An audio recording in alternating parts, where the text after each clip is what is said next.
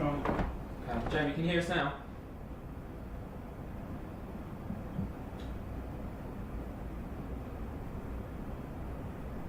Seems not. Jamie, can you hear me? I can hear you, yeah. Brilliant. Okay, thanks guys. Sorry for that. We use the usual format today. Broadcast first, Davey second. If you've got a question, please use the waiting function. We'll start with Sky Sports News. Thank you very much. Good afternoon, Frank. Hi. Obviously, we're in the last 4 days of the transfer window now, thank goodness. In your case, it might be more about which players are leaving the club, be it permanently or on loan. How important is it for you to thin out the squad because you can't keep everyone happy, obviously? I wouldn't call it thinning out the squad. I'm not sure that's the right term, but we do have a big squad. I'm not interested in getting involved in speculation over the last few days of the window, because what I say now will be speculation. So we'll see how that develops over the next few days. Focused on the game tomorrow, and we'll see what movements there may be. Regarding ones that you may be willing to leave on loan to get some game time, obviously there's young English players who would like to impress Gareth Southgate before the Euros next summer, the likes of Loftus-Cheek, Tomori, Hudson-Odoi. Would you be willing to see those players go out on loan so they're getting more game time? With every player in the squad, I think if it's a situation of a loan, you have to consider what's best for the player, what's best for the club first and foremost, and then see how it stacks up. So with all those three players, I would always take those things into consideration, but I haven't got an answer for you on any of those three. I have a good relationship with them all and speak honestly with them. Again, that's one that we will broach player by player over the next few days. Once the window shuts, every player that will be here will be used within our squad, because there's a long season and a lot of competition coming up, and we'll know more on Monday. Just one final one on the transfer front, because I know you didn't enjoy talking about it, but Antonio Rudiger, is there any latest developments with him? No more developments. If we can move on to Mason Mount and how he's sort of coped since Tuesday, because okay, it's not Stuart Pearce in the semi-final of the World Cup, but it's still a tough thing for a young lad to go through. How have the rest of the squad rallied around him and kept his chin up? Well, everybody rallied around Mason as they would any individual in the team. I've been the penalty misser, I've been the one in the squad where somebody else has missed. I think that's standard, and that's how it is. With Mason, I think Mason's biggest disappointment is the feeling that he may have let his teammates or myself or staff down. It's absolutely the opposite.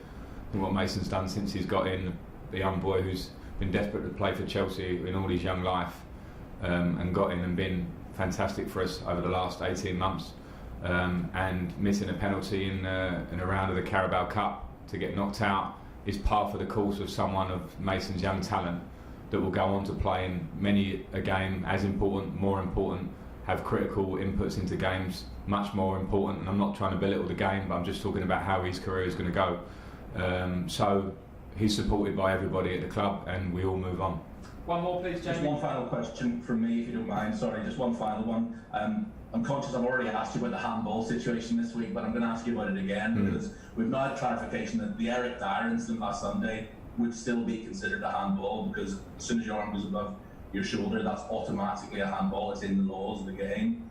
Do we need to just strip the laws right back and say, was it deliberate? Did you get an advantage from it? Have they become way too complicated now? I think with handball, unfortunately, you won't be able to distinguish what's deliberate and not. There's a grey area, a natural grey area, and I think that's tough. So I think it's more seeing now how the new, the slight amendment and how the referees put that into practice. We need to give that some time. It felt a healthy change when I read it. And let's see how it works in real time, because it's not also easy for the referees. It's a difficult rule to have a clinical decision on in those sort of in-between moments of natural positions and jumping and all those things. So we'll see. John Southall, 5 Line. Hi, Frank. Hi, John. How important is this game at Palace, given obviously what happened at West Brom, Tottenham, just to try and kickstart things for you? It's important, John, but as important as every game is. I know that's slightly a cliched answer, but I think we've started the season here. We've gone and won at Brighton, which was a tough game. I think they've shown that in their form in that game, and since then we lost to the champions with 10 men for 45 minutes when it was 0-0. And then at West Brom, of course, the first 30 minutes, 3 clear mistakes make goals, and normally you lose those games. We managed to get a point. So I think there's certainly some clear perspective needs to go into our first 3 games. But of course we want to win the game against Palace because we want to win games. We want to find that feeling of win and win and win, which is absolutely capable of this team. But we're absolutely very early on in the season as a group with players that are now coming fit, of new signings that will be getting more settled every day that we train together and improve together. So I'm not concerned. We will attack the game with confidence and a real desire to win, and that's what we should do with every game. And for you, obviously on Tuesday night, I had a few words on the touchline with Jose. As a young manager, is that important for you to try and put down a marker to other managers, or is it just your competitive edge? No. Yeah, certainly not a marker. I think on the line, if you look like you are forced and trying to be, I don't know, what might be perceived as arrogant for what that looks like, or trying to portray a character, I think that sometimes can become maybe not real or maybe boring from the outside. I certainly don't do that. I just react as I see fit in the game. In the competitive nature, sometimes you can reflect and go, was that too much or not? That's fine. I don't think people should expect you to play, to not get caught up in the excitement sometimes, and that was just it. It's no big deal. Just a word about Roy Hodgson. I suspect you'd be fairly happy, wouldn't you, if you still had that competitive edge, that desire for the game, coaching at the age of 72? Yeah, absolutely. And when I talk about people putting on character or not, Roy has been an incredibly straight down the line manager, person, coach. His career is something that's beyond exceptional. I've got so much respect for Roy Hodgson in the job he does and the way he carries himself. Don't want to preempt it, but there'll be no touchline spats with me and Roy tomorrow because I've got too much respect for him and think he's just brilliant as a man. And just the normal question about Pulisic, Ziyech. What's the news on there? Pulisic is in the squad for tomorrow. He won't start the match because of the injury he's had, and it's been a difficult injury. And I am very keen to get him back in there. So it's great to have him back for himself and for the boost I think it gives the team. He's an important player for us. Hakim Ziyech is getting closer, but not quite fit enough to be on the bench. Okay, thanks, John. Olivia, PLP. Hi, Frank. Hi. You've played a lot of centre-backs at your time at Chelsea. You've played in teams where you've had a solid centre-back pairing that have played for the majority of the season. Is that something, obviously we saw Zuma and Tomori play in the Carabao Cup, is that something you're looking to do, to find someone to play next to Thiago Silva, or do you think you're going to keep chopping and changing? I think most coaches would tell you in an ideal world that you can find a pretty settled back two.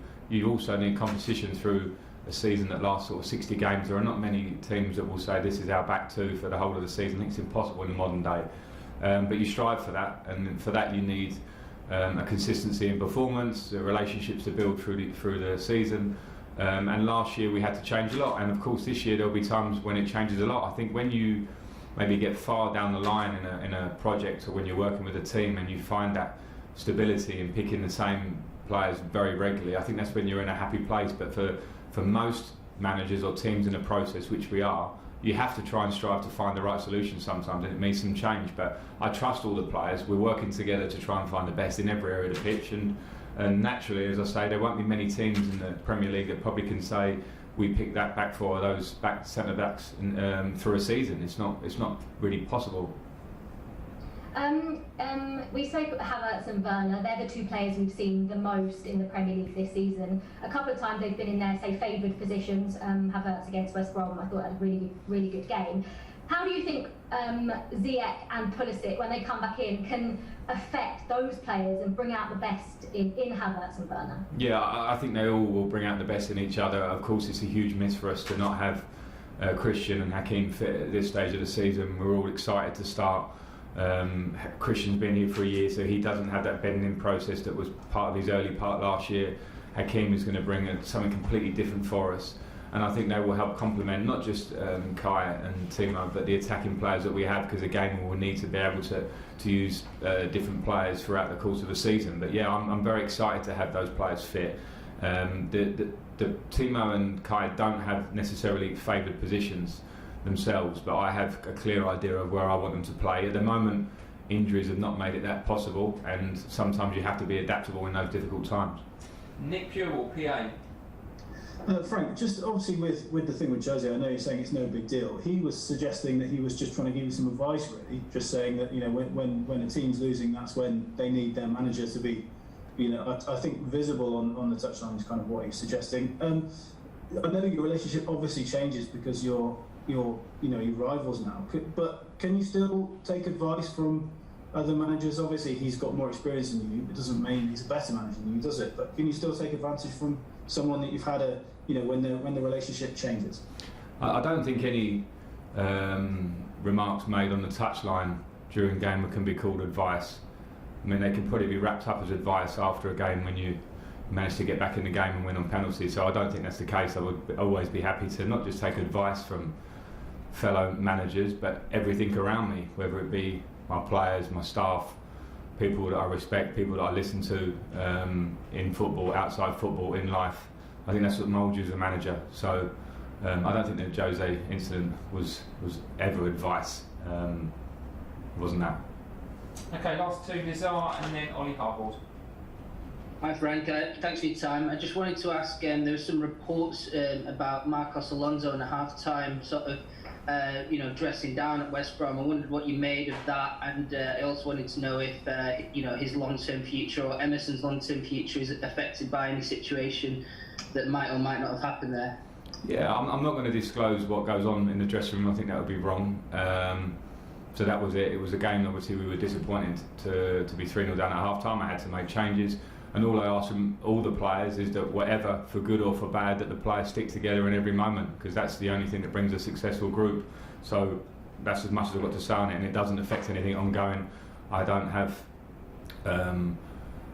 cannot have grudges or feelings in games that carry on. We work, we're honest with each other, and we carry on working to get better and better. And things happen during the course of the season. They happen a lot. Last question, Ollie Harbord. Hi Frank, I just wanted to ask you about Billy Gilmour.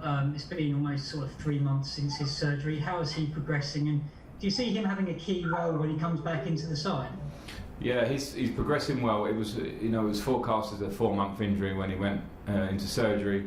So, like you say, it's 3 months. We're looking at about 4 weeks from now that he'll be hopefully fit, barring any hiccups. And it's been a difficult injury. So, what I will say is that his attitude and how he approaches everything in his professional life is spot on. So he'll give himself the best chance to be back and as fresh as he can in hopefully 4 weeks. And yeah, he'll be an important member of the squad at that point. We all know his breakthrough last year and what he gave to the group, and we hope to see much more of that. Okay, that's the end of the broadcast section. We're now going to do the daily.